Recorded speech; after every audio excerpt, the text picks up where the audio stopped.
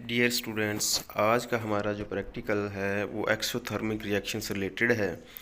यानी chemical reaction के दौरान एनर्जी हरारत की शक्ल में खारिज होती है। Chemical reaction releases energy in the form of heat. तो एक्सोथर्मिक रिएक्शन के नतीजे में आमतौर पे इर्द गिर्द के माहौल का दर्जा हरारत बढ़ जाता है। तो एक्सोथर्मिक रिएक्शन के लिए जो हमें सामान दरकार है उसके अंदर हमारे पास है टेस्ट ट्यूब इसके लिए हमारे पास चाहिए। टेस्ट ट्यूब इस्तेमाल करेंगे। बीकर है, इसके अंदर पानी चाहिए, हमें डिस्टिल्ड वाटर होना चाहिए। इसी तरह हमारे पास लेबॉर्ट्री थर्मामीटर है। लेबॉर्ट्री का थर्मामीटर जो हम आम लेबॉर्ट्री में यूज़ करते हैं वो वाला इस्तेमाल करना है। इसी तरह हमारे पास स्टिरर होनी चाहिए। सोडियम हाइड्रोक्साइड हमारे पास मौजूद है, या आप कैल्शियम ऑक्साइड भी इस्तेमाल कर सकते हैं जिसे चूना भी कहते हैं। तो लेबॉर्ट्री में सोडियम हाइड्रोक्साइड दस्तियाब है तो हम सोडियम हाइड्रोक्साइड इस्तेमाल करेंगे। डिसोसिएट होकर सोडियम आयन और हाइड्रोक्साइड आयन में तब्दील हो जाएगा और हरारत की शक्ल में एनर्जी खारिज होगी। तो सबसे पहले हम प्रोसीजर स्टार्ट करते हैं। टेस्ट ट्यूब लेंगे, टेस्ट ट्यूब के अंदर डालेंगे वाटर, इसे हाफ फिल कर लेना है टेस्ट ट्यूब को डिस्टिल्ड वाटर से। तो फिर क्या करेंगे, हम थर्मामीटर लेंगे। थर्मामीटर की मदद से इस डिस्टिल्ड वाटर का टेम्परेचर मालूम करेंगे। तो लेबॉर्ट्री थर्मामीटर को हम टेस्ट ट्यूब के अंदर डालकर इसका इनिशियल टेम्परेचर डिस्टिल्ड वाटर का मालूम करेंगे। ये है हमारे पास 20 सेल्सियस है।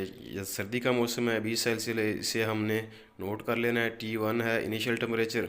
फिर इसके अंदर डाल देंगे हम सोडियम हाइड्रोक्साइड।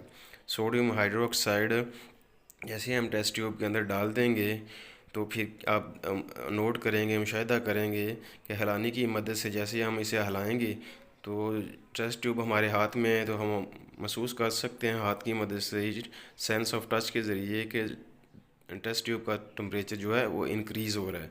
लेकिन कितना इंक्रीज़ हो रहा है इसके लिए हम इस्तेमाल करेंगे थर्मामीटर। टेस्ट ट्यूब को अच्छी तरह हिलाना है और जब मुकम्मल तौर पे सोडियम हाइड्रोक्साइड इसके अंदर हल हो जाए तो फिर हम थर्मामीटर की मदद से टेस्ट ट्यूब का टेम्परेचर नोट करेंगे कि कितना टेम्परेचर इंक्रीज़ हो गया। एहतियाती तदाबीर आपने इख्तियार करनी है, मास्क लगाना है, ग्लव्स पहन लेने हैं। तो टेस्ट ट्यूब के अंदर हम थर्मामीटर को डाल के टेस्ट ट्यूब के अंदर जो केमिकल डाला है उस नोट करेंगे कि कितना दर्जा हरारत इंक्रीज़ होगा। तो थर्मामीटर तेज़ी से टेम्परेचर में इजाफे को शो कर रहा है। तो पहले था हमारे पास 20 सेल्सियस, तो ये अब चला गया हमारे पास 30 सेल्सियस। यानी T2 हमारे पास जो टेम्परेचर में इजाफा हुआ है वो 30 आ गया है। पहले था 20 सेल्सियस, तो डेल्टा T हमारे पास 10 सेल्सियस का है, यानी 10 सेंटीग्रेड हमारे पास टेम्परेचर में इजाफा हो गया है। ये हमने नोट कर लेना है अपने ऑब्जर्वेशन। पहला एक्सपेरिमेंट जो हमने पहली बार किया T1 है 20 सेल्सियस, T2 हमारे पास आएगा वो 30 है, डिफरेंस डेल्टा T है वो 10 सेल्सियस का आया। इसी तरह हमने इस तजर्बे को रिपीट कर लेना है और अपने मुशाहदात को नोट कर लेना है। ये मुशाहदात आप ऑब्जर्वेशन में लिखेंगे। पहली दफ़ा आप कर लेंगे जब प्रैक्टिकल, तो टेस्ट ट्यूब को अच्छे से साफ़ कर लेना है, थर्मामीटर को साफ़ कर लेना है, टेस्ट ट्यूब के अंदर का पानी उंडेल देना है, न्यू और फ्रेश डिस्टिल्ड वाटर इसके अंदर डाल देना है।